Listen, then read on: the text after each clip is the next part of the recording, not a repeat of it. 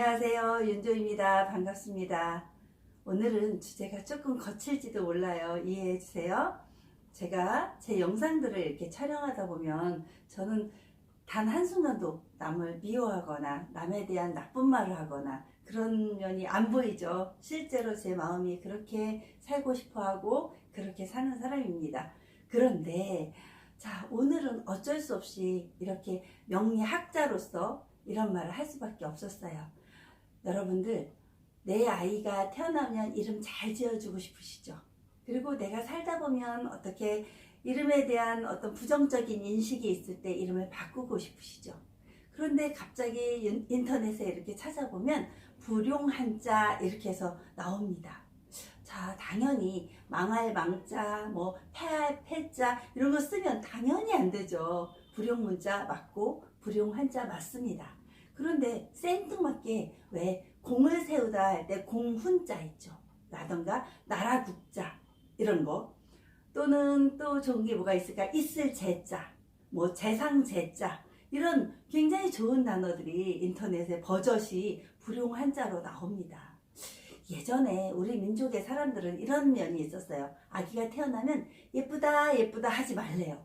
아이고 못도 낳다 이렇게 말을 하래요.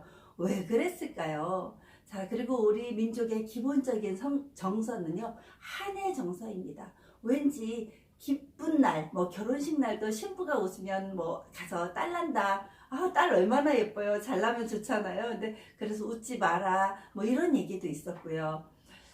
뭐든지 기쁨도 너무 많이 표시하지 마라. 이렇게 표현하고 약간 얌전해라, 여자다워라 이런 게 많았었습니다. 그죠? 우리가 그렇게 한의 정서 속에 살던 민족이다 보니까 조금 기쁜 거에 대해서 너무 기뻐하면 요 아이가 다칠까봐, 또 요 아이가 너무 예쁘다 예쁘다 이런 말을 많이 들으면 요 아이가 또 시샘을 받을까봐 이런 거에 너무 이렇게 주눅이 들어서 사는 민족이었던 것 같습니다. 그래서 어떤 학자들, 정말 일부의 학자들입니다, 이렇게 얘기합니다. 공훈이란 단어를 쓰면 공을 세우지 못한다. 너무 황당하죠? 자, 영화로울 영자를 쓰면 영화로워질 수가 없다. 이런 뜻도 있기도 합니다. 그 성공 성자도 쓰라고 하면 안 된다고 합니다. 재물제자, 재상제자 이런 거 쓰면 안 된다고 합니다. 감히 어디 재상제자를 쓰냐 이렇게 되는 거죠. 이런 말도 안 되는 성명학 속에서 살다 보니까 성명학자로서 너무나 가슴이 답답합니다. 게다가 아이들의 이름을 딱 한번 보십시오. 학교에 가면 한 반에 한 3명씩은 또는 2명씩은 이렇게 비슷한 이름들이 많았습니다. 특히 우리 때는 현숙이 이런 이름 많았습니다. 뭐 어질 현자에 정숙할 뭐 이런 이야기들 있잖아요. 그런 그렇게 살아라. 계속 세뇌 교육 당하고 산 거죠. 그래서 현숙이라는 이름을 가진 분들은 다 정말 고마고마하게는 삽니다. 크게 특출나지는 못합니다. 하지만 죄송합니다. 현숙이라는 이름을 예를 들었네요. 모든 이런 영상들은 순간순간 아이디어로 하다 보니까 그렇습니다. 이해해 주세요. 현숙이라는 이름이 나쁘다는 뜻이 아니었습니다. 하나의 예로만 받아들여 주십시오. 그리고 이제 진행하겠습니다. 그리고 영웅이라는 단어 있잖아요. 굉장히 좋잖아요. 영웅이 되다. 근데 그런 단어들도 절대적으로 금기시했던 그런 분들이 많습니다. 성명학자들에서 그런 이제 계보적으로 내려오는 단어들이에요. 그렇지만 제가 아는 제 스승님은 풍수지리학 스승님이신데요. 굉장히 풍수학계에서 큰 스승님이 되었고, 우리 김영삼 대통령이나 김대중 대통령님의 이런 묘지를 잡아주실 때 국장을 하시던 분이 바로 황영훈 교수님이십니다. 자, 그러면 성명학적인 기본 틀로 봤을 때 영웅이 되면 안 되니까 그런 말 쓰지 않아야 되는 거라고 했었잖아요. 하지만 이렇게 영웅으로 사는 분들이 있습니다. 어느 계층에서, 어느 계보에서 최고가 되신 분들이 그런 이름들도 많고요. 또 제 스승님, 명리학자 스승님은요, 이한국이십니다. 그럼 나라국자 쓰지 말라 했는데 나라국자 써서 이름 그렇게 쓰셨더니 어떻게 됐습니까? 우리 대한민국의 최고의 국조가 되어 계십니다. 그리고요, 또 어떤 분들이 있을까요? 제가 좋아하는 철학자 분들 중에서 김형석 이런 분들 계시죠. 지금 102세가 되셨습니다. 아주 무병장수하시고 다 성공한 인생을 살고 계신 그런 철학자분들도 석자가 아마 주석 석자일 거예요. 불용 문자에 들어 있습니다. 쓰셔도 됩니다. 이렇게 주석 석자 쓰셔도 이렇게 건강하게 잘 102세까지 사는 장수 어르신이 되어 있으십니다. 그리고 또 누가 있을까요? 김영석, 김동길? 김동길 어르신이 있습니다. 물론 연세대학교 아주 명예 교수이시고 훌륭한 학자십니다. 길할 기자 쓰고 있습니다. 길할 길자 역시 인터넷 뒤져보면 불용 한자에 나옵니다. 길함을 바라지 말아라.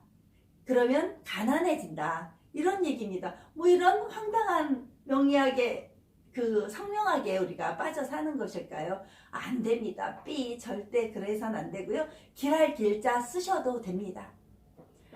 자, 제가 이렇게 하나하나 사례들을 찾아가고 있습니다. 여러분들이 댓글 좀 달아주십시오. 제가 아는 이런 분들은 불용 한자 쓰고 있는데 그분들 너무너무 잘 되고 있으십니다. 이런 댓글들 달아주시면 제가 성명학으로 연구해서 논문으로 제시해 드릴 수 있을 것 같습니다.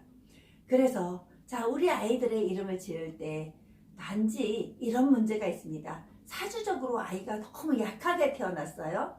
그럴 때 영웅이라는 글자 쓰면 안 되는 거 맞습니다. 그리고 사주적으로 아이가 아주 작은 그릇이에요. 그런 경우가 있습니다. 건강부터 더 먼저 챙겨야 되는 아이에게 나라국자 써주면 나라의 일을 감당하고 싶어 하기 때문에 거기서 자기가 다치게 됩니다. 신강한 사주일 때 이런 경우는 쓰면 더더욱 나라의 국조가 된다던가 국빈이 된다던가 이런 역할을 할 수 있습니다. 그러니까 가장 중요한 건 사주 원국과 이름의 합이 맞아야 되는 거. 제가 보는 방법은요. 대신 원형이정이라고 하는 수리학을 같이 보기도 합니다. 당연히 그걸 기본으로 해야 되고요. 그래서 당연히 평생의 기운을 펼쳐주려고 노력할 것입니다. 그렇지만 써서는 안 되는 단어, 한자 이런 거 잘못 접목시키면요. 오히려 정말 좋은 이름을 놓칠 수가 있습니다.